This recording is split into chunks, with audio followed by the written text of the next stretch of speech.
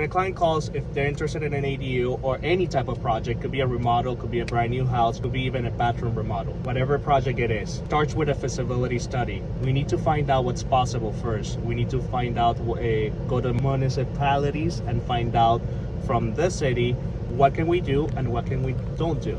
We need to find out if the property has any issues, any liens, or anything that we need to know. Other than that, the feasibility study is completed. Then we move to the next step, is to schedule a meeting with one of our architects to start the design process. Once we have a design in mind and the client approves the floor plan, the plans move into structural. Okay. That's when we need to find out what kind of steels are we going to use, what kind of materials are we going to use, and we just need to incorporate that in the plans. After that, then it gets sent to Title 24. Title 24 is fighting the energy efficiency for the project that we're doing. Electrical, what kind of lighting and all of that stuff.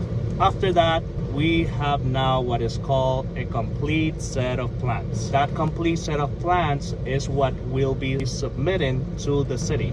Again, this complete set of plans can be sometimes submitted, depending on the city, online or in person. Most of the time is in person. And then once the project is submitted, they will create a fee invoice for plan review.